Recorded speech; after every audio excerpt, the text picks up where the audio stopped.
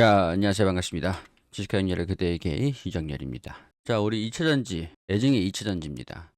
결국에는 우리 채널에서도 2차전지를 언급을 할 수밖에 없겠죠. 제가 복귀한 지 얼마 안 됐는데, 두산 에너빌리티 언급했고, 철강 산업들 언급했고, 이제 2차전지인 것 같아요. 우리 주주분들을 괴롭히고 있는 게 뭘까? 2차전지가 아닌가 싶습니다. 지금 아마 제가 여러분들 계좌 다 까보면 2차전지 기업들이 손실이 가장 좀 크실 거라고 생각을 해요. 물론 최근 들어서는 조금 시장이 살아나고 있는 상태지만 2차전지가 그렇게 크게 반응이 없습니다. 근데 앞으로는 좀 다를 것 같아서 오늘 긍정적인 소식들 말씀을 좀 드릴 것 같아요. 일단은 코스모 신소재, 에코프로, LNF 이렇게 세 가지 기업들 중점으로 볼 건데 우리가 일단 양극재 있죠. 양극재, 특히나 이 양극재에서 들어가는 전구체 관련된 기업들을 이제는 좀 집중해야 되지 않을까. 거기에 따른 자세한 근거를 설명드리도록 하겠습니다. 자, 언제나 그렇듯이 제 영상엔 자료가 많아요. 여러분들 머리가 막 아파지실 수도 있습니다. 일단 전구체죠. 전구체는 양극재 원료가 되는 화학 물질이다. 여기 보면은 우리 원자재, 이거 원재료 잘 봐야 됩니다. 니켈, 코발트, 망간, 알루미늄. 이 네 개. 여기에 이제 리튬을 첨가하면 양극재가 되는데, 자, 에코프로가 최근에 이 전구체 프리 리튬 인산철 양극재 양산을 추진한다. 이런 소식들이 있었죠. 근데 리튬 가격은 지금 별로 변화가 없더라고요. 그러니까 어떤 얘기냐면, 리튬 가격 월별입니다. 3월 달에 우리 이번 달 한 달 봤을 때 이게 리튬은 중국 위안화로 거래돼요. 중국의 수출료가 너무 많다 보니까 중국은 달러를 안 받고 위안화로 받잖아요. 그래서 리튬이 중국의 의존도가 굉장히 높다라는 거죠. 12위안에서 12.5위안까지. 그동안 이 리튬 가격이 떨어졌기 때문에, 많이 떨어졌기 때문에 예를 들어서 제가 이때 450 위안에 사가지고 4월 달에 1월 달에 450 위안에 사가지고 4월 달에 150 위안에 팔려고 하다 보니까 영업이익률이 떨어질 수밖에 없죠. 근데 환율까지 고공행진하네. 전기차 캐즘까지 오네. 팔리지가 않아. 그래서 2차전지 기업들이 손실을 좀 많이 봤습니다. 근데 지금은 일정하게 가격이 하방 안정화가 되어 있다. 하방 안정화. 그러니까 지금은 주가가 기업들이 이익이 여기서 사가지고 가격을 원자재 비율 빼가지고 이제 포함시켜가지고 가격에 반영해서 팔면 되는 거니까 완제품 만들어서 원자재 가격이 오른 가격에 팔겠지만 떨어지면 가격이 떨어지니까 손실이 많이 나겠죠. 그러니까 지금 이 리튬 가격이 하방 안정화가 되어 있다라는 게 영업이익률이 적자가 날 리는 없다. 팔리는 만큼만 생산하면 되니까. 근데 팔릴 만큼이라는 게 공장 가동률에 영향을 미치죠. 그러니까 공장 가동을 크게 지어놨는데 조금만 생산하면 고정비는 많이 들어가는데 효율성에서 좀 떨어지겠죠. 근데 일단은 예전만큼 리튬 가격이 떨어지는 것 때문에, 캐즘 때문에 가격이 많이 낮아지긴 했지만 배터리 가격이 낮아졌다라는 거에서 가격이 더 이상 떨어질 일은 없다라는 게 여기 사가지고 일단 원가도 많이 낮아졌기 때문에 이익률이 앞으로는 조금 개선될 것이다라고 볼 수 있는 내용들이죠. 자, 근데 이게 다가 아닙니다. 보면은 코발트 가격이 최근에 갑자기 정신 나간 것처럼 올라가요. 이건 이제 달러로 거래가 됩니다. 코발트 가격이 갑자기 미친 듯이 상승을 해버려요. 제가 말씀드렸죠. 니켈에 코발트, 망간, 알루미늄 등을 결합해서 전구체 양극재를 만든다. 알루미늄 가격들도 최근에 많이 올라오고 있는 추세입니다. 지금 이 전고점을 뚫고 올라간다고 해도 이상하지 않은 상황이긴 하거든요. 자, 리튬 가격 안정화, 코발트 가격 상승, 망간은 뭐 그대로 유지되고 있고, 알루미늄 가격 상승, 그리고 니켈 가격이거든요. 니켈도 최근에 가격이 상승하고 있어요. 자, 그럼 이 재료들이 다 상승하고 있는데 이 재료가 소비되는 주요 품목이 양극재잖아요. 전구체를 만드는. 여기서 이제 리튬을 첨가하면 양극재가 된다. 자, 전구체는 또 어디에 들어갈까요? 전구체, 양극재. 양극재는 배터리를 만드는 모든 배터리, 뭐 전고체든 리튬 이온 배터리든 양극, 음극은 다 들어갑니다. 배터리에. 자, 그러면 이거죠. 현대차가 꿈의 배터리, 전고체 라인 3월에 본격적으로 가동을 한다. 자, 그리고 LG 에너지 솔루션이 애리조나에서 원통형 배터리를 양산한다. 테슬라랑 리비안에 공급될 예정이다. 꿈의 전지 전고체 배터리. 전고체든 리튬 이온이든 이 양극재는 다 들어갑니다. 양극재. 그래서 이 양극재를 만드는 전구체 기업들에 집중하시라고 말씀을 드리고 싶은 거예요. 자, 그리고 최근에 나온 소식. 전고체 배터리를 탑재한 벤츠 도로에서 테스트 진행을 하고 있다. 주행거리가 무려 965km. 전기차가 요즘 주행거리가 좀 짧잖아요. 겨울과 온도차 이런 거에 영향을 좀 많이 받기도 하고, 충전을 하려면은 자주 충전을 하자면 시간도 오래 걸리는데 불편하죠. 근데 한번 충전하면 998km 이상 주행거리를 확보했다. 새로운 리튬 금속 배터리 2030년도 내에 양산을 목표로 하고 있다. 자, 여기서 나오죠. 현대차와 스텔란티스와도 협력하고 있는 팩토리얼 에너지가 이제 전고체 배터리를 개발하고 있다. 전고체 배터리를 탑재한 전기차가 대량 생산 일정에 대해서는 아직까지는 공유하지 않고 있는 상태지만, 현대차의 꿈의 배터리는 이 전고체 라인 3월에 본격적으로 가동한다. 자, 관련 내용들 좀 보면 현대차 그룹이 내재화 전략의 핵심인 전고체 배터리 파일럿 라인을 이번 달이죠. 본격적으로 가동을 한다. 에너지 밀도가 높고 화재 위험이 적어 꿈의 배터리라고 불리는 기술이다. 이게 기존의 2차전지 산업계의 판을 뒤흔지 주목된다. 전고체 배터리가 이제 라인이 가동되면서 양산을 시작하게 되면 전기차 라인업에 전고체 배터리가 탑재될 거잖아요. 그럼 여기에다가 이제 양극재 사용이 되는. 대신 여기 보시면 이 전고체 배터리에는 이 분리막이 없습니다. 분리막이 없어요. 이게 고체이기 때문에 분리막이 필요가 없어지게 되는 거죠. 이 분리막이 이 액체로 되어 있는 액체 전해질, 이게 양극이고, 여기가 양극이고, 여기가 음극이고, 그리고 여기 이게 분리막이잖아요.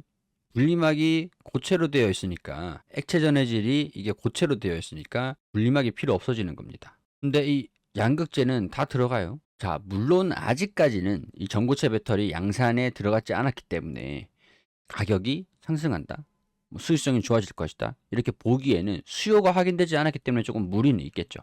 대신에 지금 현재 이 수요 자체에서도 양극재를 판매하는 기업들이 이익률이 증가될 수 있다라는 거죠. 왜냐면 가격이 높아지면 높은 가격을 반영을 해서 팔아야 되니까. 그동안 낮은 가격에서 생산을 했던, 원가가 낮은 상태에서 이번 2분기, 1분기는 이제 지나갔죠.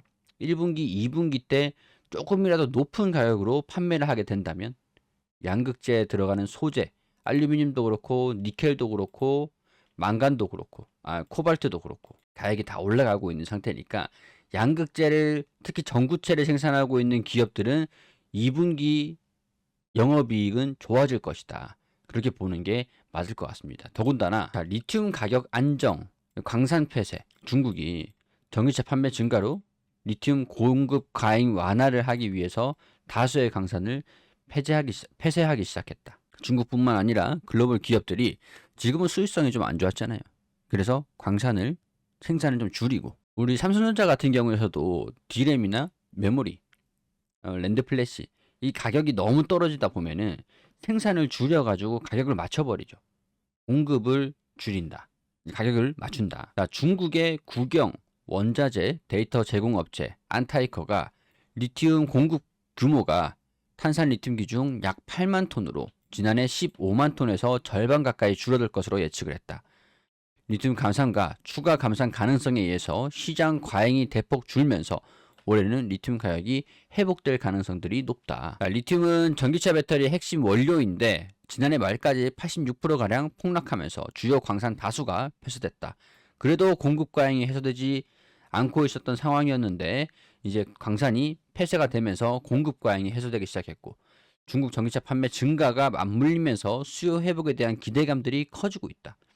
중국 정부도 신차 규모 시 400만 원의 보조금을 지급하는 이 정책도 올해 이어지고 있는데, 전기차 시장에서 판매를 늘리기 위해서 추진한 정책 지원, 그리고 광산 폐쇄, 올해 리튬 수요가 공급을 앞지를 것이라는 게 업계의 중론이다. 그리고 중국 상시성에서 석탄 감산 명령이 떨어졌습니다. 철강석, 구리, 유연탄, 이게 2024년도 작년 1분기 기사긴 한데 그 뒤에 리튬 가격이 하방 안정화가 진행이 된 거죠. 일단 뭐 구구절절 설명하고 있었는데, 제가 결론적으로 말씀드리고 싶은 것들은 코스모 신소재 같은 경우에 2차전지용 양극 활물질, 양극 활물질 주요 원료인 전구체를 생산한다. 전구체를 생산한다고 나와 있죠.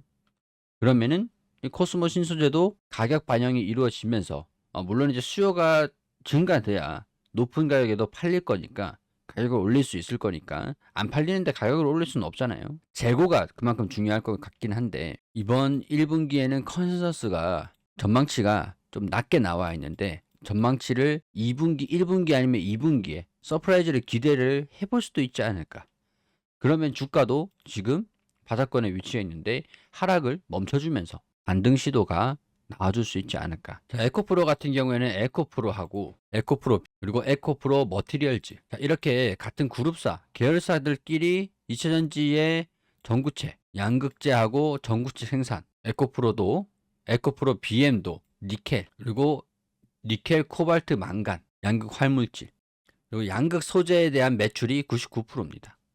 그러면 에코프로 BM도 에코프로 머티리얼즈도 실적이 개선되면서 에코프로가 이 계열사들의 실적이 잘 나와야 실적이 증가되는 구조기 때문에 에코프로도 1분기, 2분기 같은 경우도 시장의 걱정보다 이 적자를 얼마나 축소시키는지가 중요할 것 같은데 시장의 걱정보다는 조금은 나은, 우려보다는 나은 실적을 발표할 수도 있지 않을까.